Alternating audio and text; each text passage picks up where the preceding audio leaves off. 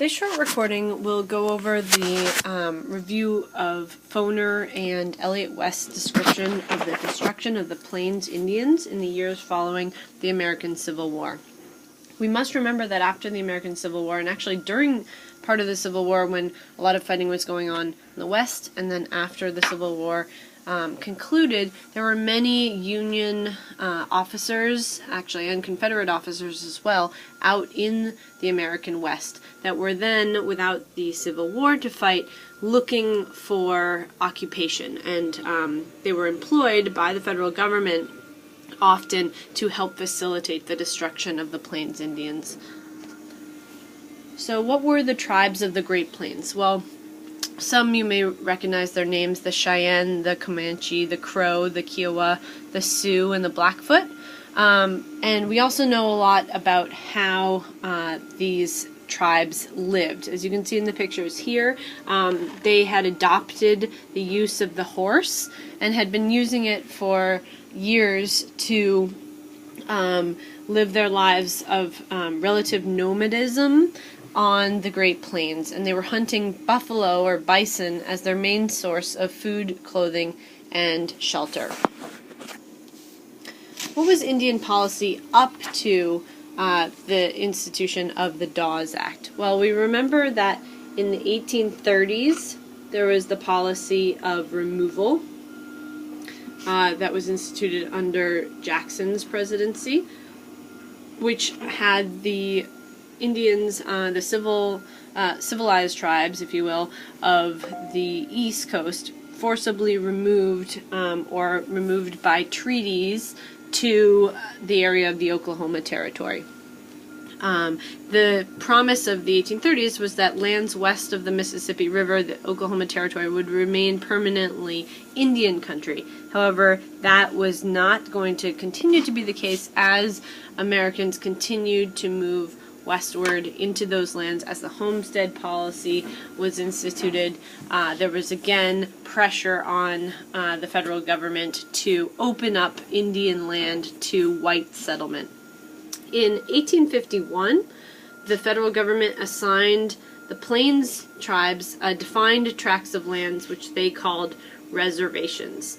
These were not usually the best or most fertile land. The reservations were areas that the federal government could spare, that did not interfere with American commerce, with the Transcontinental Railroad, or with any other white desires. So these reservations were often much smaller than needed to sustain the nomadic lifestyle of the Plains Indians. And then last but not least, as we'll learn a little bit later, in 1871 Congress ends the treaty system, which essentially ceases to recognize Native Americans as sovereign nations and instead sees them as sort of sub-citizens within the United States, or as potential citizens within the United States. And that is not necessarily a good thing, because essentially what it does is ends all treaties that had previously been made between Congress and Indian nations. Now were null and void, and it left Indians again vulnerable to westward expansion, which of course leads to many wars and conflicts, in particular prompted by violation of reservation borders by ambitious white settlers who wished to either settle in those lands or to seek gold or other mining in those lands. So a lot of independent settlers would violate treaties that had been previously instituted with the federal government. And finally, with the end of Indian sovereignty in 1871, that ended the reservations effectively anyways. Some Native Americans violently resisted this. In 1876, the famous Battle of Little Bighorn was when the Sioux Indians massacred a large group of the Federal Army. And that was one victory for the Native Americans, but was not to be long-lasting. Conflicts between Native Americans and the Federal Army often resulted in massive loss of life for Native Americans. Some ambushes by the federal government were particularly brutal and often affected women and children, not just warriors. One other type of resistance that we see in this period is the ghost dance movement, which is a religious movement or a religious form of resistance. And in efforts to quell this sort of spiritual resistance, the U.S. Army conducts a massacre at the location of Wounded Knee in was the Dakota Territory. 200 men, women, and children were killed by the U.S. Army in December of 1890, which is essentially the last armed conflict between Native Americans and the U.S. Army, and it effectively ends any organized resistance of the Native Americans against the American expansion.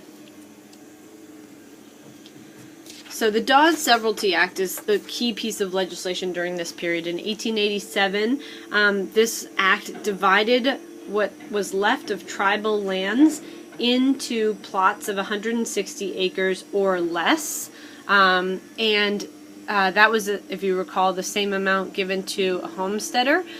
These tribal lands were divided into plots of 160 acres. One was given per family, and you'd get less acreage if you had a smaller family.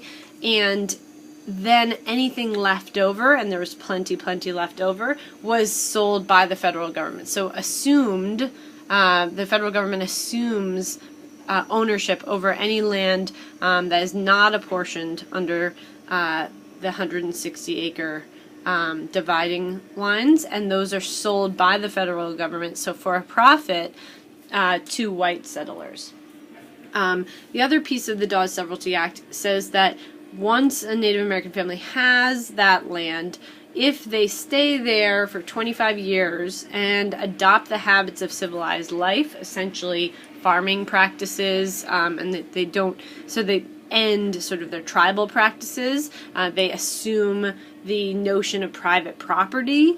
If those criteria are met, then those Native Americans could, at the end of 25 years, become American citizens. That was the plan, essentially, of the Dawes Severalty Act, was to assimilate Native Americans and to end their tribal ownership of land, to end their cultural lifeways, and to end sort of Native American existence. Some other examples of Indian wars, again, earlier in the period, 1877, is Chief Joseph is a sort of a famous resistor of American expansion. He tries to take his tribe north to Canada, but are attacked in the process. Chief Joseph was very much informed by his father, who said he was the first to see through the schemes of the white men in their tribe. He said, "My son, when I am gone, you are the chief of these people. Always remember that your father never sold his country. This country holds your father's body. Never sell the bones of your father and mother." So Joseph does put up a fight. He does eventually tries to resist militarily at first, and then to take his people outside of the United States. Eventually, however, he too has to submit to the power of the federal government. He says, "I'm tired of fighting. Our chiefs are killed. It is cold and we have no blankets. The little children are freezing to death. My people, some of them, have run away to the hills and have no blankets, no food. No one knows where they are, perhaps freezing to death. I want to have time to look for my children and see how many of them I can find. Maybe I shall find them among the dead. Hear me, my chiefs. I am tired. My heart is sick and sad. From where the sun now stands, I will fight no more forever." So this quote is widely used as sort of emblematic of the sort of sad eventuality of the defeat of the Native American resistance against white expansion.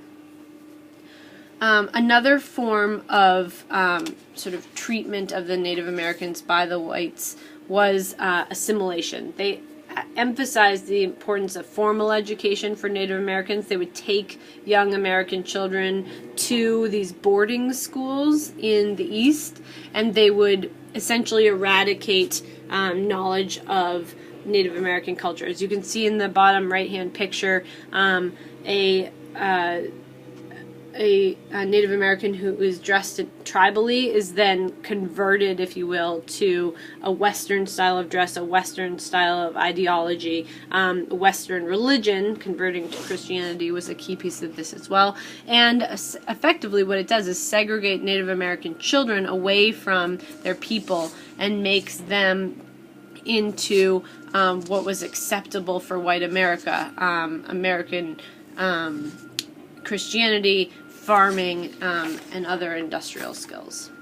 Here's a picture here of the Carlisle boarding school. We can see these Native Americans. I guess they're in gym class here. And then here's the girls as well. This is their photo 3 months later.